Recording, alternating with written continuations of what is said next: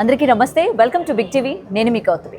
Samantha so నిన్నటి నుంచి కూడా చాలా హాట్ టాపిక్గా మారింది. తను పెళ్లి చేసుకునే విధానం ఒకటైతే అసలు ఆ విధానంలోనే ఎందుకు తను పెళ్లి చేసుకోవాల్సి వచ్చింది, ప్రీవియస్ తన పాస్ట్ ఏదైతే ఉందో మరొకసారి అలా జరగకుండా ఉండడానికి ఈ విధమైన పెళ్లి చేసుకోందా అని చెప్పి చాలామంది నెటిజన్స్ ఇవాళ అసలు ఆ పెళ్లి గురించి సెర్చ్ చేస్తున్న సిచ్యువేషన్స్ కూడా ఉన్నాయి. సో దాని గురించి మాట్లాడితే వాళ్ళు మనతో పాటు ఐకానిక్ ఆస్ట్రాలజర్ గట్టుపల్లి సురేష్ బాబు గారు ఉన్నారు.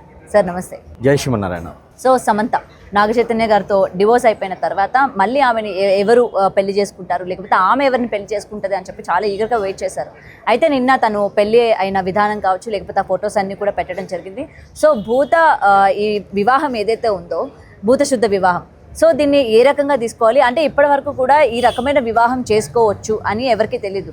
సో అసలు ఎందుకు తను పర్టికులర్గా ఇలాంటి వివాహం చేసుకోవాల్సి వచ్చింది, సో దీనివల్ల దాంపత్య జీవితం ఎక్కువ కాలం ఉంటారు, బలంగా ఉంటారు జంటలు ఇద్దరు కూడా అన్నట్టు ఏమైనా సంకేతమా లేకపోతే ఏంటి?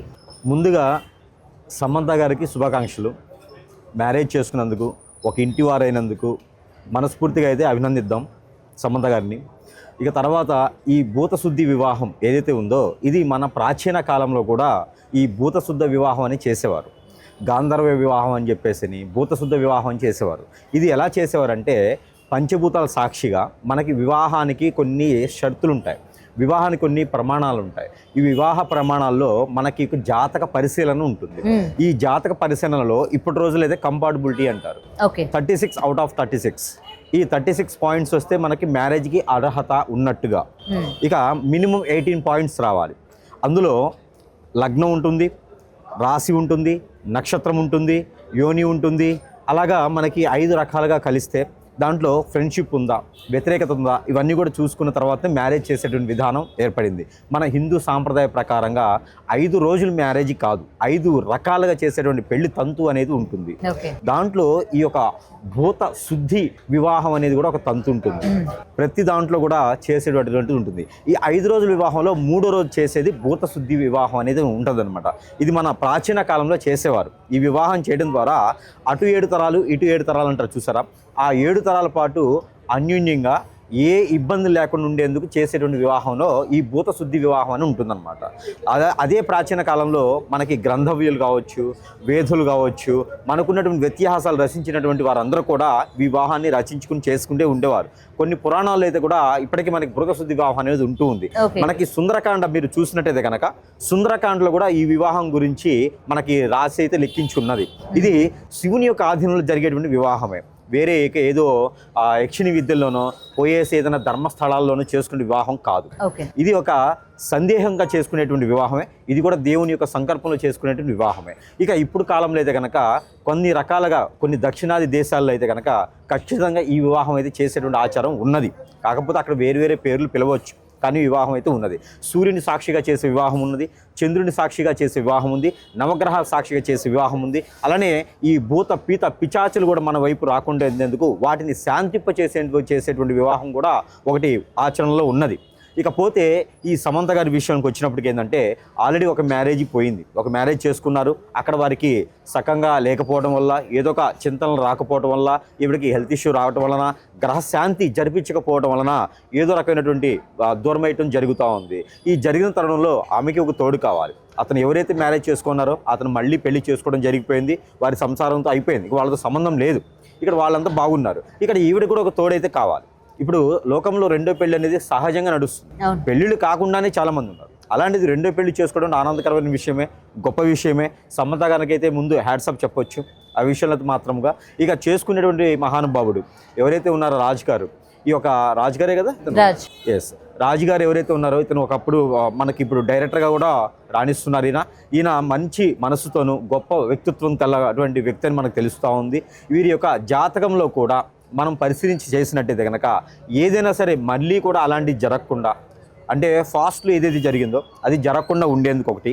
ఇకపోతే ఈ భూత పీత పిచాచులు ఇవన్నీ ఉంటాయి అని ఎంత నమ్మకం ఉందో అలానే ఈ భూత సాక్షిగా అనేది ఈ భూత శుద్ధి వివాహం అనే దానికి ప్రత్యేకత మీరు చెప్పాల్సింది ఏంటంటే కనుక మనలోని ఆత్మ సంతృప్తి చెందేందుకు మనలోని దోషాలు ఉంటాయి. కళత్ర దోషం ఉంటుంది, కాలసర్ప దోషం ఉంటుంది, నాగదోషం ఉంటుంది, కుజు దోషం ఉంటుంది. ఇలాంటి దోషాలు ఏమైనా మనకి దరి చేరకుండా ఉండేందుకు కూడా ఈ భూత శుద్ధి వివాహం అనేది చేస్తూ ఉంటారు. మనకి పెళ్లిలో కూడా ఈ మంత్ర ఉచ్చారణ జరుగుతూ ఉంటుంది. మనకి గంధర్వ మ్యారేజ్ అంటే గంధర్వ పెళ్లి అంటారు. మనకి ఎక్కడెక్కడ జరుగుతుంది అంటే కనుక ఆర్య సమాజాలు ఉంటాయి కదా, ఈ ఆర్య సమాజంలో కూడా వివాహ తంతు చదివేటువంటి మంత్రాలు వేరే ఉంటాయి. రాజులకు చదివేటువంటి మంత్రాలు ఏవైతే ఉంటాయో నట్టినడు జీవన అభిజిత్ లగ్నంలో కొన్ని మంత్రాలు ఉచ్చారణ మారిపోతూ ఉంటుందన్నమాట. అలాంటి మంత్రోచ్చారణ జరిగేటువంటి రాజు తంత్ర మంత్రోచ్చారణతో జరిగేటువంటి మ్యారేజెస్ కొన్ని ఉన్నాయి. అలాంటి సాక్ష్యం కోసము ఈ యొక్క సూర్యుని సాక్షిగా, చంద్రుని సాక్షిగా, నవగ్రహాల సాక్షిగా ఉండేందుకు ఈ యొక్క భూత పీత పిచాచులన్నీ కూడా వెంటాడకుండా, వెంబడించకుండా, రేపటి రోజున వీళ్ళ మ్యారేజీ మీద ఎవరికైనా నచ్చకుండా కూడా, ఎవరేదైనా చెడు క్రియలు చేపించినా కూడా, వీరిద్దరి మధ్యన విడిపోవాలని చేపించినా కూడా అది ఏం అవ్వకుండా ఇవన్నీ కూడా తోడుండేందుకు ఈ భూత సాక్షిగా చేసుకునేందుకు ఈ ఒక మ్యారేజ్ చేయడం అనేది జరుగుతూ ఉంది. ఇది కూడా శివుని యొక్క ఆధీనంలోనే జరుగుతుందని మాత్రం చెప్పవచ్చు. ఓకే. అండ్ సార్ పర్టికులర్గా అంటే ఇప్పుడు ఇక్కడ పెళ్లి చేసుకున్నారు కాబట్టి ఎటువంటి కార్యక్రమాలు అంటే నార్మల్గా బయట మనం పెళ్లి చూస్తూ ఉంటాము, కన్యాదానం అని చెప్పి, లేకపోతే ఇవన్నీ ఉంటాయి. పర్టికులర్గా ఈ వివాహానికి వచ్చేసరికి ఇలాంటివన్నీ కూడా ఉండవా? అసలు ఈ రోజుల్లో మ్యారేజ్ చేసుకోవడానికి సాక్ష్యం ఒకటి సరిపోతుంది. తాళి కట్టినా కట్టకపోయినా కూడా ఒకరిగా ఉండాలనే భావన మనసులో ఉంటే సరిపోతుంది. ఇక మ్యారేజ్ చేసుకోకపోయినా పెద్దగా ఆలోచించట్లా. ఇంకా వారు పెళ్లి చేసుకున్నారు, ఇంకా వారు పెళ్లి చేసుకుని నలుగురిలో వాళ్ళు పబ్లిసిటీ చేసి చూపించారు, మేమిద్దరం భార్యాభర్తలు ఈ రోజు నుంచి అని తెలియజేయడం అనేది చాలా గొప్ప విషయం. ఈ రోజుల్లో కూడా ఈ యొక్క నాగరికతని ఫాలో అవుతూ, నాగరికత దగ్గరగా ఉంటూ, ఏదో ఒక దగ్గర ముందు దేవాలయం అయితే ఉంది, ఆ దేవుని సాక్షిగా పెళ్లి అయితే చేసుకున్నారు కాబట్టి వెళ్ళను కూడా అది మంచి విషయం, తరుణము. ఎదుటి వారికి ఎవరికైనా సరే తెలియచేయొచ్చు, ఇది వీరు కూడా పెళ్లి చేస్తున్నారు కాబట్టి ఎవరైనా ఇంకా విచ్చలవిడితనంతో లేకుండా, ఏదో ఎఫ్ఐఆర్స్ లాంటి పెట్టుకోకుండా, ఏదైనా మనస్ఫూర్తిగా ప్రేమిస్తే కూడా పెళ్లి చేసుకోవాలి అనేది అయితే ఒకటి చూపించారు వీళ్ళు. దానికైతే వీరికి మంచి మనస్సు ఉన్నటువంటి మనుషులు అని చెప్పొచ్చు. ఇకపోతే వీరికి ఈ పెళ్లి జరిగినటువంటి తంతుకి కావాల్సినటువంటి మంత్రోచ్చారణతో పాటు కొన్ని వస్తువులు ఉంటాయి. అవి ఏంటంటే కనుక మిరియాలు, ఎండు మిర్చి, అలానే కనుక ఈ రెండిటితో పాటు పత్తి గింజలు, ఉప్పు, కళ్ళుప్పు ఉంటుంది కదా, ఈ కళ్ళుప్పు ఇవి కూడా ఆ మ్యారేజ్కి కనుక పెట్టి ఉన్నట్టయితే కనుక ఆ గ్రహాల యొక్క శోభ, ఆ గ్రహాల యొక్క అనుకూలత, అననుకూలత, అలానే వీరిలో ఉన్నటువంటి క్రామ క్రోధాలే కాకుండా వీరిలో ఉన్నటువంటిది ఇబ్బందులు ఉండేటువంటి విషయాలు ఏవైతే ఉన్నాయో, వీరికి కాలసర్ప దోషం, నాగదోషం, కుజుదోషం అలాంటివి ఏవైతే ఉన్నాయో అవన్నీ కూడా పటాపంచలేదానికి ఆస్కారం ఉంటుంది. రేపటి రోజున ఎవరైనా వీరి పెళ్లికి నచ్చకుండా ఉండి, వీరి పెళ్లిని చెడగొట్టాలి అని ఉండి, వీరు విడిపోవాలని చేసేటువంటి తంతులు ఏవైతే ఉంటాయో, చెడు ప్రయోగాలు ఏమైనా చేస్తారో అవి పెద్దగా వీరి మీదకి రావు. అంటే సార్ ఇంకొకటి, ఇది అందరికీ గుడ్ న్యూసే అయినప్పటికీ తర్వాత వీళ్ళిద్దరూ కలిసి ఉంటారు. ఎందుకంటే ఇంత సీక్రెట్గా, లేకపోతే ఇలాంటి ఒక వివాహాన్ని ఎంచుకొని బలంగా ఉండాలి అని చెప్పి చేసుకున్న వీళ్ళు రేపు పొద్దున్న ఏ విధంగా ఉంటారు? ఆబ్వియస్లీ ఫ్యాన్స్ అన్నాక వాళ్ళు అభిమానించే వాళ్ళు డెఫినెట్గా కలిసి ఉండాలని కోరుకుంటారు. ఇది కూడా విడిపోకూడదు, మళ్ళీ ఆమె దూరం అవ్వకూడదు, డిసప్పాయింట్మెంట్ అవ్వకూడదు అని చెప్పి చాలామంది వెతికేస్తూ ఉన్నారు. ఈ విధంగా పెళ్లి చేసుకుంది కాబట్టి ఇక నుంచి తను బాగుంటుందా లేదా అని చెప్పి తన అంటే సంతోషాన్ని కోరుకునే వాళ్ళు వెతుకుతూ ఉంటారు. సో ఈ ప్రభావం ఎలా ఉండబోతుంది అంటారు? అంటే కలిసి ఉంటారా, లేకపోతే ఏ విధంగా ఉంటుందంటారు? ఇక్కడ మనం చూసుకున్నట్టయితే కనుక పొద్దున్నే పెళ్ళి అయ్యి సాయంత్రానికి విడాకులు తీసుకునే చాలా మంది ఉన్నారు. అవును కదండి. మనం 4 రోజుల్లో విడాకులు తీసుకుని చాలా మంది ఉన్నారు. పెళ్లి చేసుకో ముందు అందరూ కూడా కలిసి ఉండాలనే కోరుకుంటారు. మొదటి వివాహం కూడా అంగరంగ వైభవంగా జరిగిపోయింది. ఆకాశంలో పందిరి వేసి, భూగోళం అంతా పైట వేసి పెళ్లి చేసినటువంటి తంతు మనం చూస్తున్నాము. ఏది సమంత గారి వివాహం.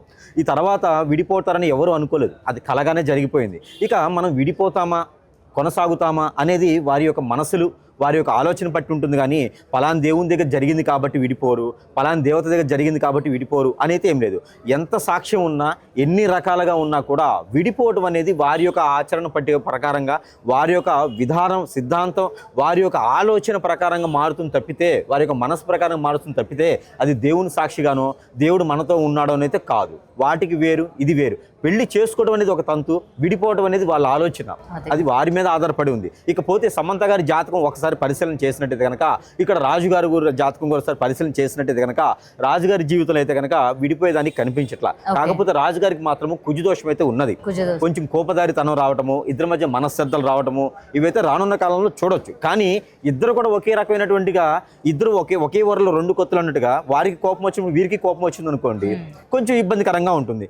ఒకరు కోపపడ్డప్పుడు ఒకరు శాంతి ఇచ్చారు అనుకోండి, కొంచెం కూల్గా అయిపోతుంది. ఒకరు కాఫీ అయితే, వేడి కాఫీ అయితే ఒకరు కూల్ కాఫీ అవ్వాలి. 2 కాఫీనే ఓకే, ఒకరు ఈక్వల్గా ఉంటే సమానత్వంతో ఉంటుంది. లేదు ఇద్దరు నాకెంత అంటే ఖచ్చితంగా వారికి ఇంకో దారి తీసేలా ఉంటుంది. ఇంకో విషయం ఏంటంటే కనుక సమంత గారికి ఈ రోజు ఉన్నటువంటి ఆరోగ్య సమస్య కావచ్చు, గ్రహరీత్యా దోషాలు కావచ్చు, ఆవిడకి ప్రకృతి వచ్చినటువంటి దోషాలు కావచ్చు, ఇవన్నీ కూడా చూసినట్టయితే కనుక సమంత గారికి ఒక అత్యున్నతమైన తోడైతే కావాలి.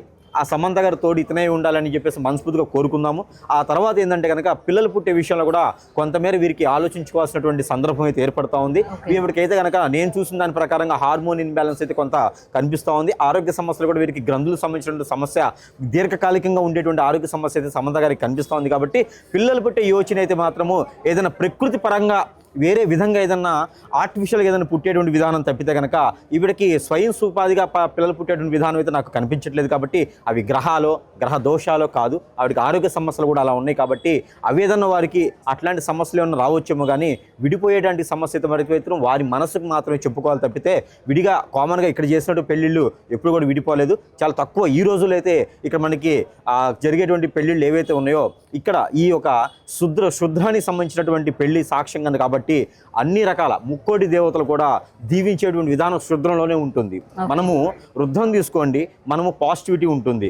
అలానే మంచితనంతో గుళ్ళో ఆలయాల్లో పెళ్లి చేస్తే పాజిటివిటీ ఉంటుంది, కానీ క్షుద్రం దగ్గర పెళ్లి చేస్తే ఆ పాజిటివిటీ కూడా ఇక్కడ ఉంటుంది. కాబట్టి ఈ శుద్ర వివాహం అనేది చాలా గొప్ప విషయం చేసుకోవటం. ఈ గాంధర్వ వివాహంలో అనే శుద్ర వివాహం కాబట్టి ఎలాంటి నెగిటివిటీ రాదు. పిల్లలు పుట్టేందుకు ఆరోగ్య సమస్యలు మాత్రమే సూచిస్తూ ఉంది. కాకపోతే వీళ్ళ మనసులు అనేది మాత్రం కొంచెం ఆలోచించుకుంటూ ఉండాలి. వీరి యొక్క దశాంతర కూడా బాగానే యోగిస్తున్నాయి ఇప్పుడు ప్రజెంట్ అయితే కనుక. కాబట్టి కొంతకాలం కొనసాగేటువంటి ఆలోచన అయితే వీరికి ఉంటుందని మనస్ఫూర్తిగా కోరుకుందాము. ఇక జరిగింది పెళ్ళి ఇక్కడే కాబట్టి డిసెంబర్ 1 తారీఖు పెళ్ళి అయింది కాబట్టి ఇప్పుడే విడిపోవడం దాకా ఎందుకు, సుఖంగా ఉండాలని అయితే కోరుకుందాము. అలానే వారి జీవితంలో అందరూ కూడా సుఖ శాంతులే పొందాలని మనస్ఫూర్తిగా అయితే కోరుకుందాము వాళ్ళకి. Right sir, thank you. For more videos like this, subscribe Big TV channel.